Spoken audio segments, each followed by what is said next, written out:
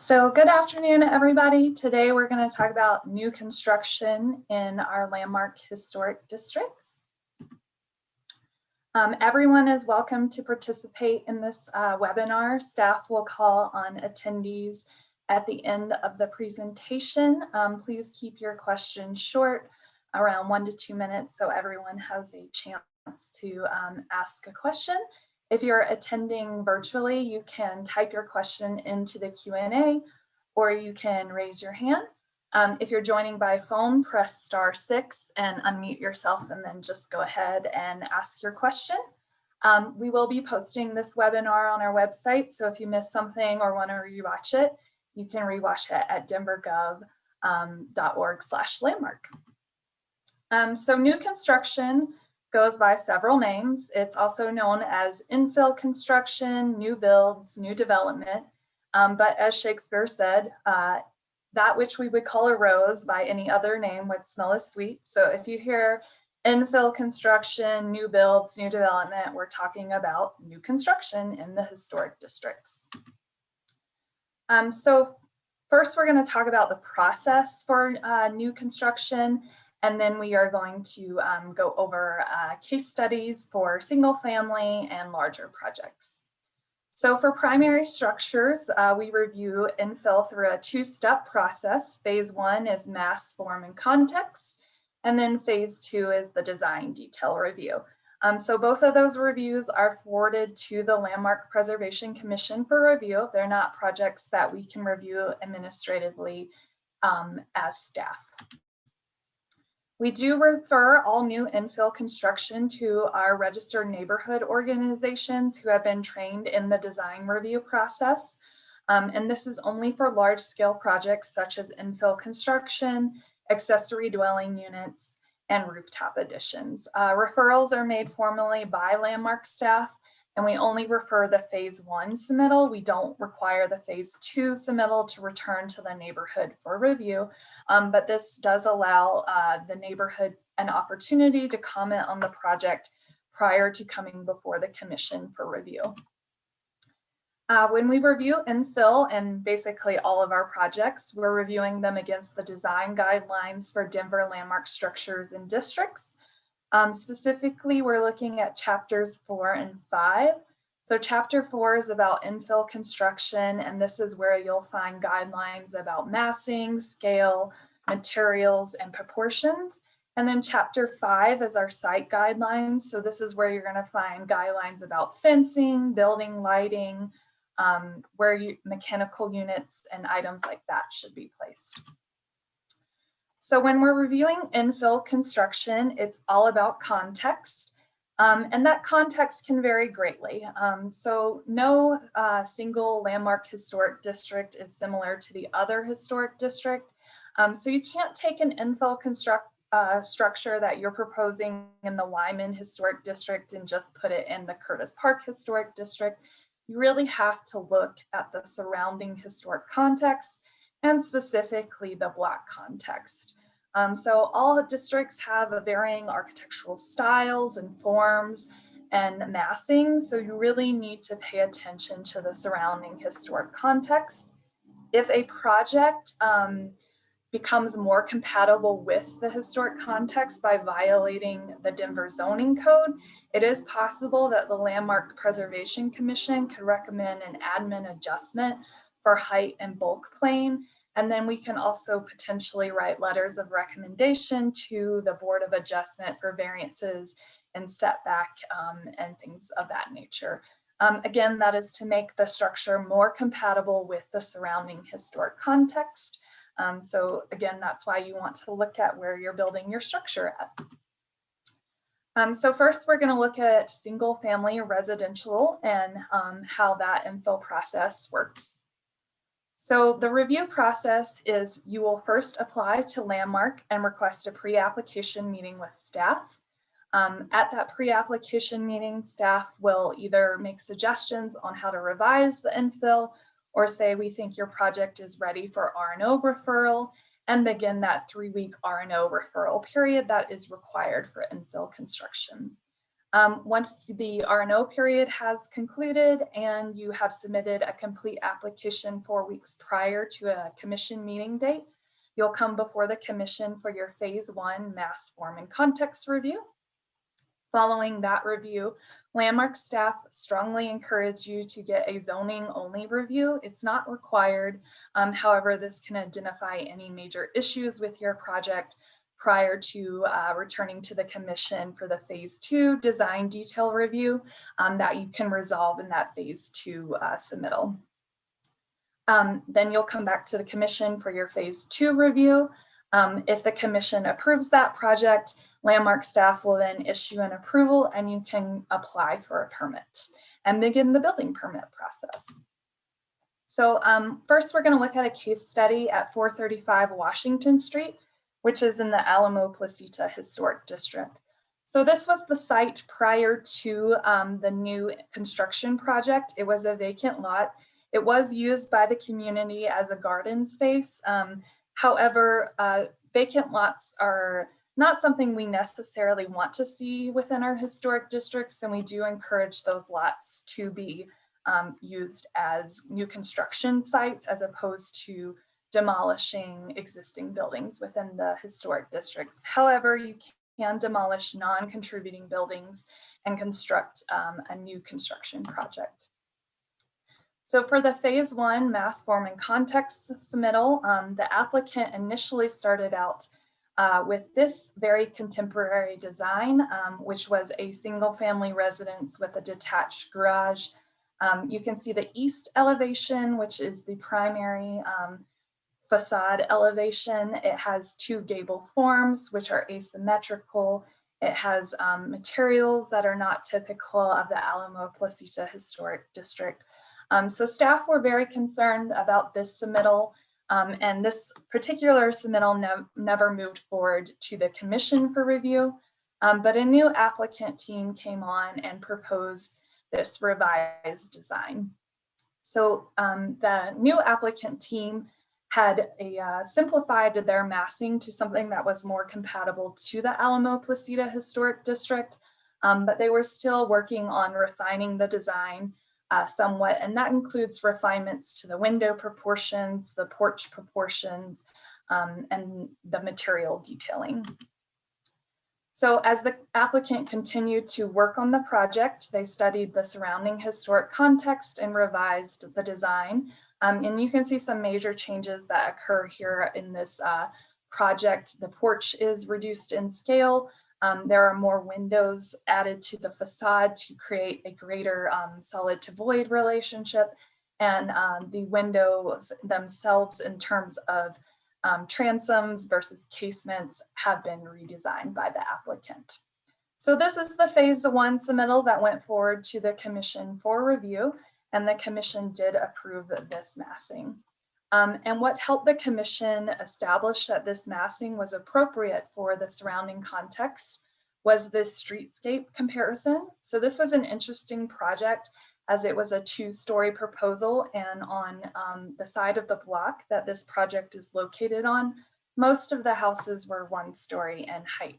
However, Alamo Placita has a mix of 1-story and 2-story buildings. So across the block, there were 2-story structures that the applicant pulled inspiration from, and this 2-story structure was no taller than 415 Washington Street, which was one of the tallest historic structures on this streetscape. So this is their streetscape comparison showing the foundation heights, door heights, second floor heights, and max heights, and demonstrating that compatibility with the surrounding block. So here are those 2-story structures that you saw on the other side of the street and how the new infill proposal compared to those 2-story structures. In addition to looking at the streetscape, the applicant also pulled compatibility from the other structures within the neighborhood that were more of the Denver Square form. So here are some of those compatibility demonstrations in which the applicant pulled inspiration for their design from. This district in particular pulls heavily from 440 Clarkson Street in terms of its architectural detailing and banding with the brick patterning, and the roof form and the partial width porch form. So after the commission approved that submittal, the applicant was able to move forward with their phase 2 submittal. And in the phase 2 submittal, we are looking at the specific materials that the building will be constructed out of. And that also includes the windows and doors that are within the opening. So in the phase 2 submittal, the applicant is required to provide additional detailing on what the cladding material will be. This particular structure was clad in brick on the front facade, and that brick wrapped 15 feet back on the secondary elevations, and then it transitioned to a stucco material. The applicant also was required to include detail sections of what that material construction will be. So here we have a detail of that front porch and the doors and windows that would be located in the front porch. Here we have detail sections of the windows. We do require windows to be inset 2 inches at minimum into the wall plane to create that historic shadow lines that are typical of historic structures. And these particular windows were fiberglass composite, which we do allow on new construction and non-historic additions. We also have a wall section showing the detailing of an egress window and the roof overhang. So those are important detail sections that are required for the phase 2 submittal. We also need to know all the details of material construction. So here is this applicant's detail page showing the color brick, the type of doors, the asphalt shingle, and the stucco texture that will be used on this particular building. We do require a genuine 3-coat stucco and a standard brick width. It doesn't have to be constructed per traditional masonry construction, but we do not allow thin brick. So here is that finalized product, and you can see that this is a very compatible infill project for the Alamo Placita Historic District. It has a overhanging roof eave, window proportions that are typical of the neighborhood, brick windowsills that are typical of the neighborhood, and architectural banding that define the first and second floor. And then the project transitions into a more contemporary design at the rear with the stucco cladding and the greater window proportions and that overhang on the first floor. So in terms of style, we don't regulate style. You can build anything from transitional to traditional to modern. When we're talking about style, you really need to look at the surrounding context and again, what is appropriate for the neighborhood. So we have a traditional infill project in the Curtis Park neighborhood that is drawing heavily from the Queen Anne form within the district. We have some transitional projects in the Ghost Historic District. One is a Denver Square form, and then the other is the beige brick infill is pulling from the Queen Anne form within the district. And then we have a more modern Italianate form that is in the Curtis Park Historic District.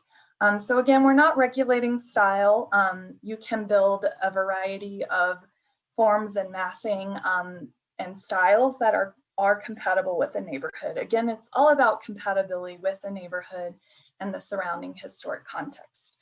We do like infill to be identifiable as new construction, and there are subtle ways that you can do that no matter what style you're building in. So that is something to keep in mind as well.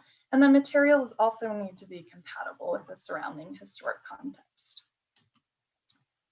So when we talk about commercial or major additions and residential units that include 3 or plus more units, this actually needs to go through the city's site development plan review process. And Landmark staff in recent years have integrated with the SDP process to provide applicants with a more streamlined review process and comment review process. So when you're talking about major additions or commercial additions or 3+ residential, there is a bit of a longer review process. You're first going to propose a concept plan to development services, and then Landmark staff will be part of that project review team But you still need to submit a pre-application and meet specifically with Landmark staff to get comments really specific to that particular neighborhood and that surrounding context. This still needs to go through the 3-week R&O review process. And then prior to coming to the commission with your phase 1 mass form and context submittal, you need to be released from the concept review process. Once you have phase 1 approval from the Landmark Preservation Commission, we encourage you to submit your site development plan and get at least 1 round of comments on your site development plan. And again, this is to incorporate any major comments from zoning or the building or fire or sewer into your submittal prior to returning to your phase 2 design detail review before the commission. So the commission will then review the phase 2 submittal, and Landmark staff will issue an approval, and then you will record your approved STP and then apply for your building permits. So we're going to look at a multifamily submittal in the Curtis Park Historic District, and this is at 2844 California Street. This was also a vacant site. Here is the site prior to the infill proposal. So again, the 2-step review process applies. So we first looked at this project through the concept submittal, and initially the applicant was proposing this 6-unit gable townhouse row house form. Landmark staff had some major concerns over the gable form for this particular infill project, and we also had concerns over the left units having mirrored entrances, but none of the other townhouse units having mirrored entrances. So working with the applicant, the design was revised to a flat roof structure, and then we have a regular rhythm of entries on the project proposal. You no longer have mirrored entrances on one side of the unit, and then no other mirrored entrances on any of the other units. So this was the phase 1 submittal submitted and reviewed by the Landmark Preservation Commission. The commission did approve this submittal. Again, the same kind of requirement for submittal in which you need to provide a streetscape study. So this is their streetscape study showing how the infill relates to the street. Across the street is a playground space for the Denver Language School. So they did not provide a streetscape across the street, but you can see that this structure is no taller than 2858 California Street, which is a contributing structure adjacent to this property. This applicant was proposing a row house that was inspired by the Italianate architecture within the Curtis Park Historic District. So they went around and studied the Italianate forms within the district, and what they were really seeing was side entries, tall, narrow windows, buildings with really decorative cornices. And then they also looked at the row house forms within the district to show how it was relating to the row houses within the district. And you can see that these projects have projecting massing and recessed massing, which this project also incorporated into its design. This particular project did require an administrative adjustment to allow for that cornice height. So buildings within the Curtis Park Historic District are historically very tall, and sometimes they do need administrative adjustments for new infill to match that height of the historic buildings within the Curtis Park Historic District. But again, it's all about being compatible with the surrounding context. So you can see on these row houses, they have very decorative cornices and roof forms, and this new infill project was proposing to do something similar, although much more simplified in design. So moving on to the phase 2 submittal, the applicant decided to clad this structure in brick and use a decorative herringbone pattern in the spandrel spaces between the windows. So here you can see that design detail submittal. The applicant is required to provide elevations showing all of the materials on all of the elevations and detailing what those materials will look like. This project actually transitioned to lap siding on the rear elevation, and the garage structures are also clad in lap siding. This is a proposed rendering of the project. Renderings can really help the commission understand the material choices that are used for the project. So this is something that is encouraged to be part of the submittal materials, showing how those materials will relate to one another and the surrounding historic context. Again, we must know all the details of your material construction, and you must provide either sample board or photographs of those materials in the application materials. So again, we have a true brick that is in the ballpark color. We have fiberglass windows again, smooth lap siding that the garage was to be clad in. So we do require smooth hardy board materials when you're using hardy board in construction. Again, here we have those section details of how the building will be constructed. And this is a detail of that herringbone in the spandrel panels between the windows. We have details of the cornice for this particular building and details of the canopies that were covering the recessed entries in this project proposal. So it's really important to include all section details so we can tell how the building will be constructed. Again, we have details that confirm that the windows will be inset into the wall plane in both the brick and lap siding portions of the building, and then details on what the window sizes and proportions will be. So it's important to include a window and door schedule in the phase 2 submittal. So here is that finalized project. In the Curtis Park Historic District, you can see it is a very compatible but contemporary row house design within the Curtis Park Historic District. And you can see that transition in material from brick to lap siding on the rear elevation. So this is another successful project that was reviewed recently by the Landmark Preservation Commission. So just like single family, we don't regulate style. But again, it's all about the surrounding historic context. So you can have traditional additions, multifamily projects, commercial projects. Here we have a range of styles. We have a more traditional addition to the building at 101 Broadway. So this is a more traditional addition in which you have a storefront brick that is similar in color and texture to 101 Broadway, detailing that picks up on the detailing that is found on 101 Broadway. You have a transitional building in lower downtown that is still using traditional materials such as brick, but is using a modern color of brick and a modern bond patterns on that brick. And then also is a little more playful with the window proportions and the placement of those window proportions, but still something that you would see within the lower downtown historic district.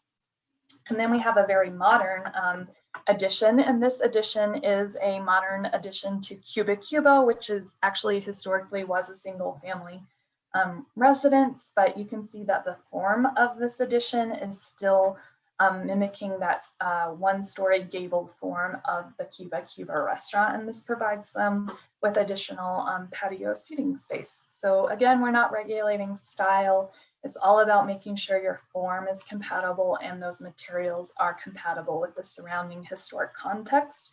Again, just like with single family, we want additions to be recognizable of their own time. So we're not asking for a direct replication of that structure, but we're also not asking for it to necessarily be modern. You can land somewhere on the spectrum. So our last infill project that we really review is accessory dwelling units. And these are only allowed in neighborhoods that are zoned for accessory dwelling units, but generally speaking, Landmark staff are very supportive of accessory dwelling units as it's a way to add density to historic districts without touching the historic primary structures. So this is a much simpler review process as this is not a primary structure. We don't review it through the two-step review process. We review it at one time.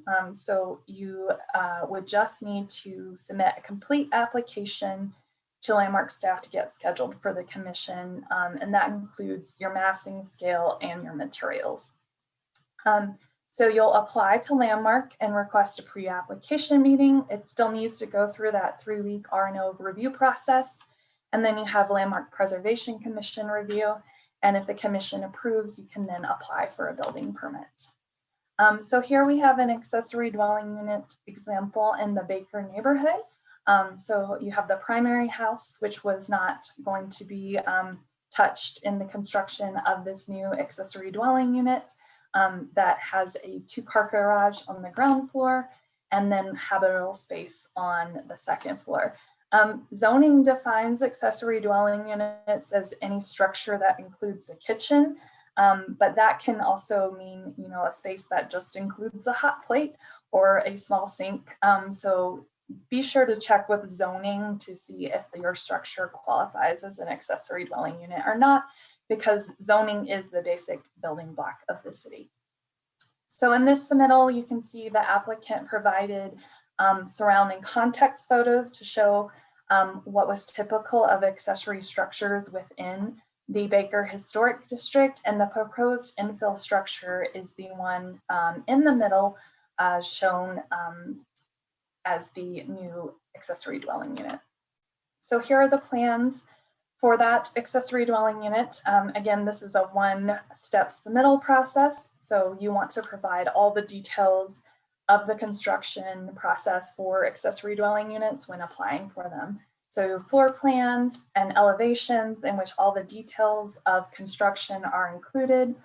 So you can see that this is showing the massing of this project and is clearly calling out the materials, and it includes a window and door schedule. So this is a gable form with a shed off to the side. The structure is proposed to be clad in lap siding with the shed in fiber cement to match and pick up some of the detailing on Queen Anne structures within the surrounding historic context. As this is a 1-step submittal, you'll want to include all of those section details and details of construction in the submittal process. And again, those wall sections confirming windows are inset into the wall plane. Details of material construction. So this particular ADU was using what is a Japanese technique of charring siding.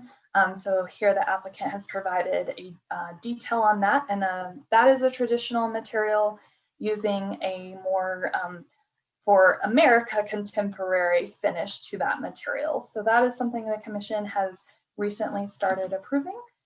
Here you have just some isometrics of what that proposed project will look like and how it's compatible with accessory structures within the Baker Historic District, but also the primary structure. And here is that finalized product. So again, this is another successful submittal to the commission and completed project for an accessory dwelling unit.